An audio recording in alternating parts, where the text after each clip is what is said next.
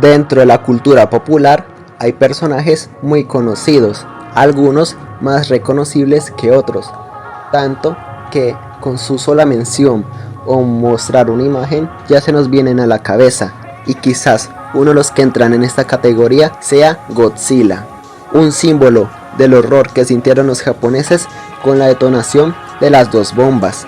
Sin embargo, a pesar de su simbolismo, algunos le dan todavía más valor del que realmente tiene, por lo que el día de hoy vamos a responder la pregunta de si realmente el rey de los monstruos está sobrevalorado.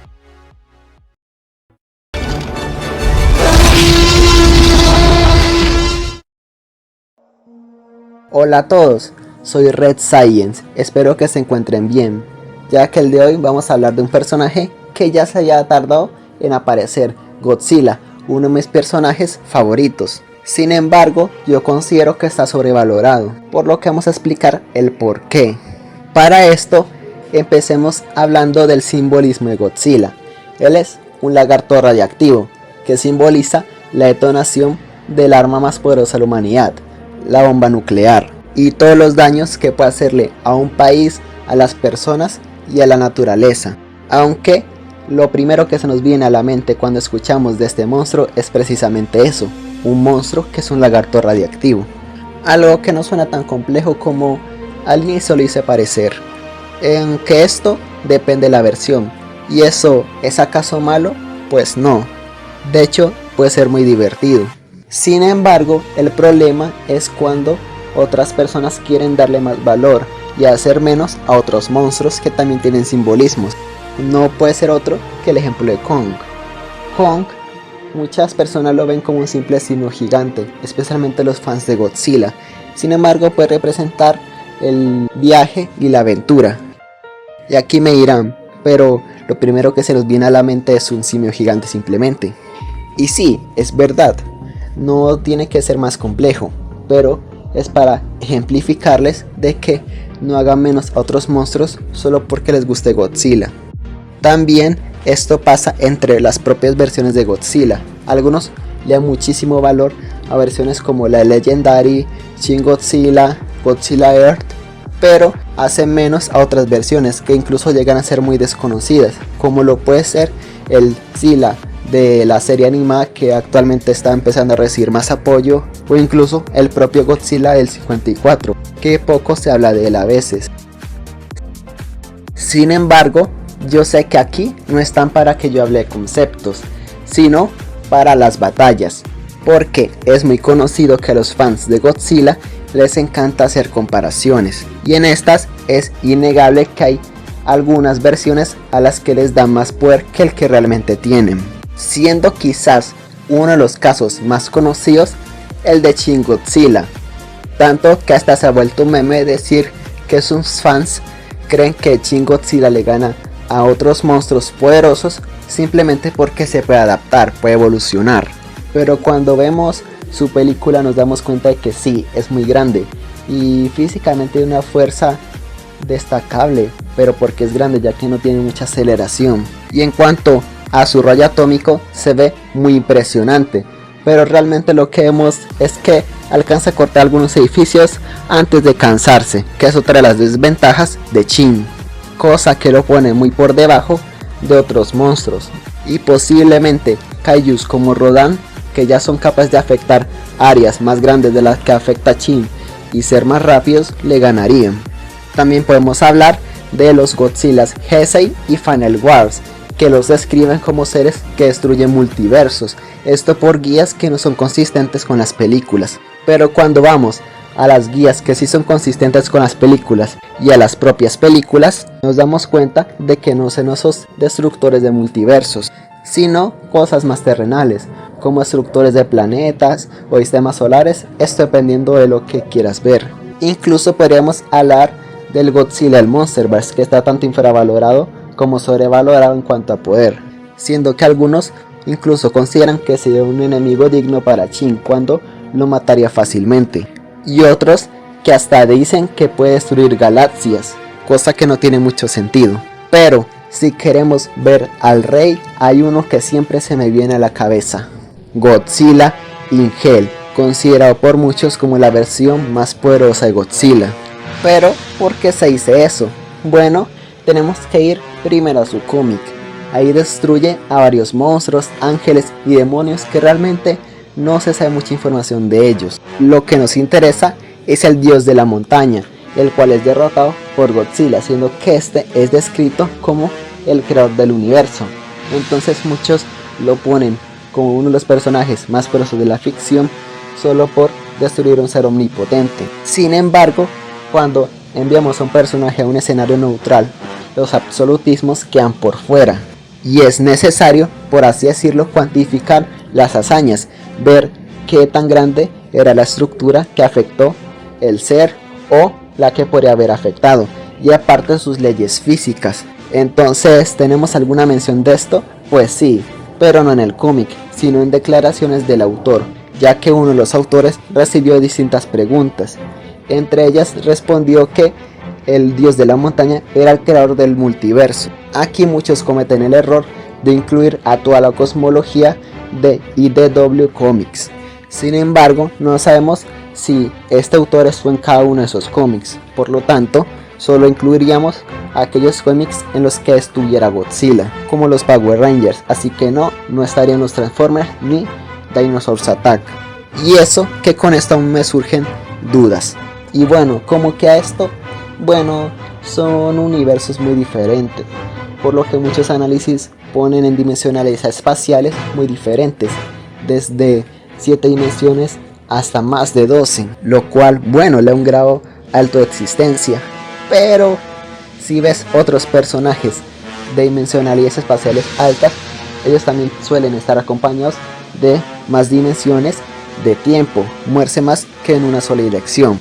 Y lo que pasa es que este Godzilla no demuestra eso, solo muestra ir en una sola dirección temporal, cosa que incluso lo pone en cierta desventaja con personajes como Madoka Kaname, que se pueden mover más dimensiones de tiempo, aunque son inferiores en cuanto a espacio. Otra cosa más cuestionable es los conceptos platónicos, que supuestamente provienen de estas mismas preguntas del autor, siendo que estos conceptos se refieren a formas o cosas que existen más allá del plano físico.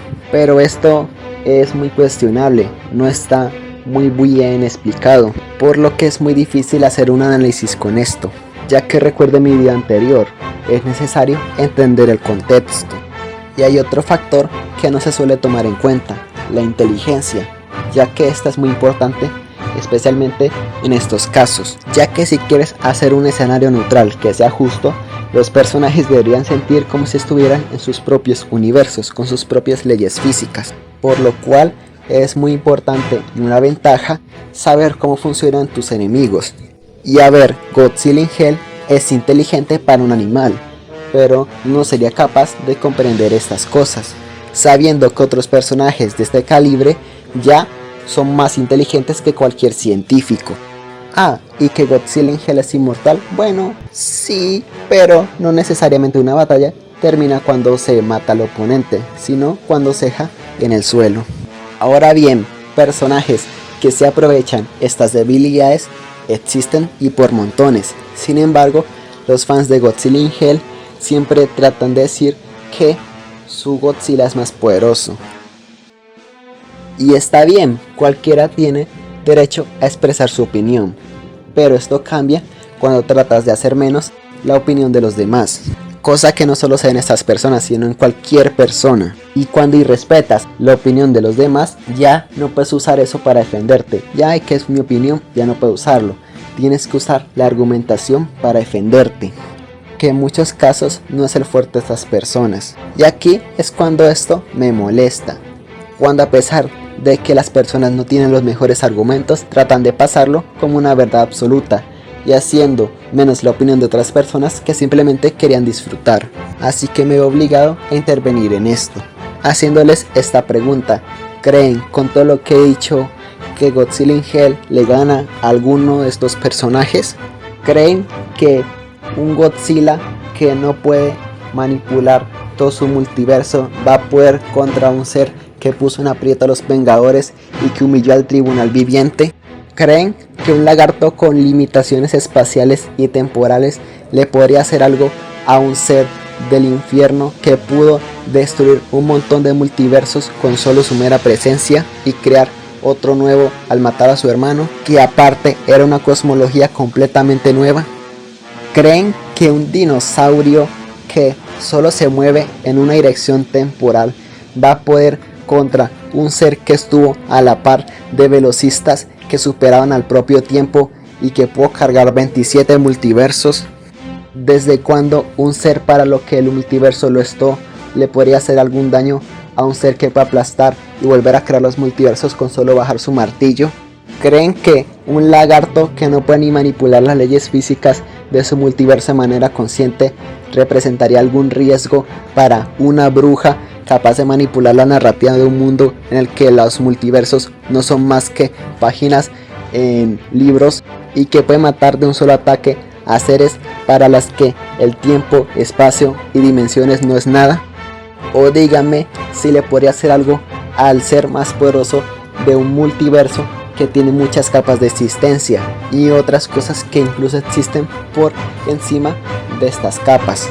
O díganme si de verdad creen que puede ganarle a una versión de sí mismo que no solo humilló a los Vengadores, sino a entidades cósmicas del multiverso Marvel. Y si ni siquiera puede contra esto, menos va a poder contra las entidades cósmicas. Yog-Sothoth crearía y mataría a Godzilla in Hell cuantas veces sea necesario. Otros, como Azathoth, destruirían simplemente todo lo que existe. El SCP-3812 quebraría todo el tejido de la existencia del cómic de Godzilla in Hell. Y las brujas con el título The Creator se llevarían a este lagarto a un reino donde no existe nada de lo que este depende. Y bueno, me dirán, pero bueno, es que todo esto es simplemente hipotético, una batalla en nuestras cabezas para divertirnos. Y sí, lo es. Y es que miren, este tema no tiene mucha importancia en el aspecto de las batallas.